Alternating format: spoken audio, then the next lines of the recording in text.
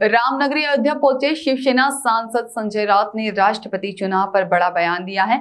आम आदमी पार्टी के सांसद संजय सिंह के शरद पवार की मुलाकात पर संजय राउत ने कहा कि शरद पवार देश के सबसे बड़े नेता हैं। शरद पवार इस देश के सबसे अनुभवी नेता हैं। शरद जहां पर बहुत ही अच्छे नेता हैं। संजय राउत ने कहा कि 15 तारीख को दिल्ली में पश्चिम बंगाल की मुख्यमंत्री ममता बनर्जी ने गैर भाजपा शासित प्रदेशों के नेताओं को बैठक बुलाई है। बैठक में सर्वसहमति से राष्ट्रपति पद के प्रत्याशी का चुनाव होगा, जहां पर शिवसेना के नेता भी बैठक में मौजूद रहेंगे। शरद पवार राष्ट्रपति पद के लिए सर्वसहमति से चुने जा सकते हैं। संजय राउत ने कहा है कि देश को राष्ट्रपति चाहिए तो शरद पवार हैं और रबर स्टेप चाहिए तो बहुत से नेता देश में मौजूद हैं। वहीं दूसरी तरफ राहुल गांधी और सोनिया गांधी के ईडी की पूछताछ पर सवाल पर जहां पर संजय राउत ने कहा कि सिर्फ कांग्रेस को ही नहीं बल्कि विपक्षी दलों को इस मामले में हमलावर होना चाहिए। जो राजनीतिक दल या फिर नेता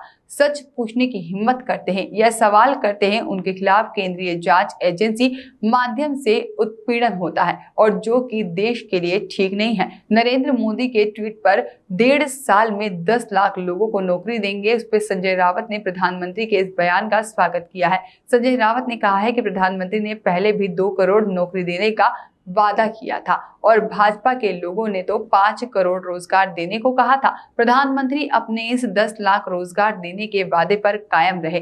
दरअसल महाराष्ट्र के मुख्यमंत्री उद्धव ठाकरे के बेटे आदित्य ठाकरे कल अयोध्या के दौरे पर हैं। आदित्य ठाकरे के साथ में 1200 शिव सैनिक होंगे जो कि अलग अलग माध्यमों से अयोध्या पहुंच रहे हैं। दरअसल शिवसेना सांसद संजय राउत शहर के पंचशील होटल प्रेस कॉन्फ्रेंस के दौरान जानकारी दी। देखिए, शरद पवार साहब इस देश के बड़े नेता हैं। शरद पवार साहब इस देश के आज के सबसे अनुभवी नेता हैं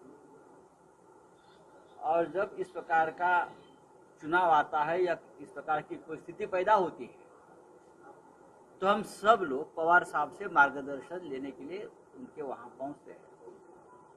कल 15 तारीख को दिल्ली में एक बैठक हो रही है जो ममता बनर्जी ने बुलाई है। पश्चिम बंगाल के मुख्यमंत्री, सभी जो विरोधी दल है, गैर भाजपा शासित राज्य है, सबको बुलाया है। शरद पवार भी वहां पहुंचेंगे, नेतृत्व करेंगे उस बैठक का। हमको भी निमंत्रण है, लेकिन मुख्यमंत्री दिल्ली कल नहीं जाएंगे और हम सब लोग अयोध्या में हैं। फिर भी हमारे तरफ से कोई प्रमुख नेता उस बैठक में शामिल होंगे। उस बैठक में तय होगा रणनीति, राष्ट्रपति चुनाव के बारे में हमको क्या करना है, किस दिशा में जाना है, चुनाव किस प्रकार से लड़ना है, ये कल तय होगा।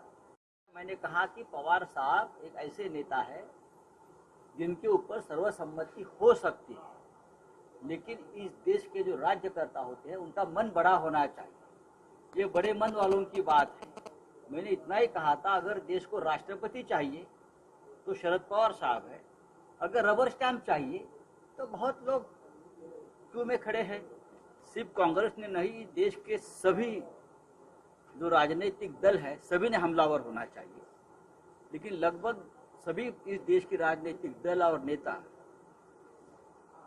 जो सच बोलने की कोशिश करते हैं, जो सरकार को सवाल पूछते हैं, उन सभी के ऊपर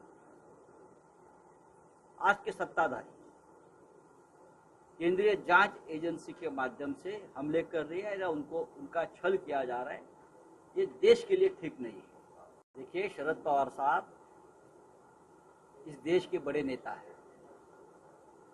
शरद पवार साहब इस देश के आज के सबसे अनुभवी नेता हैं और जब इस प्रकार का चुनाव आता है या इस प्रकार की कोई स्थिति पैदा होती है तो हम सब लोग पवार साहब से मार्गदर्शन लेने के लिए उनके वहां पहुंचते हैं। कल 15 तारीख को दिल्ली में एक बैठक हो रही है जो ममता बनर्जी ने बुलाई है। पश्चिम बंगाल के मुख्यमंत्री, सभी जो विरोधी दल है, गैर भाजपा शासित राज्य है, सबको बुलाया है। शरद पवार भी वहां पहुंचेंगे, नेतृत्व करेंगे उस बैठक का। हमको भी निमंत्रण है, लेकिन मुख्यमंत्री दिल्ली कल नहीं जाएंगे और हम सब लोग अयोध्या में हैं। फिर भी हमारे तरफ से कोई प्रमुख नेता उस बैठक में शामिल होंगे।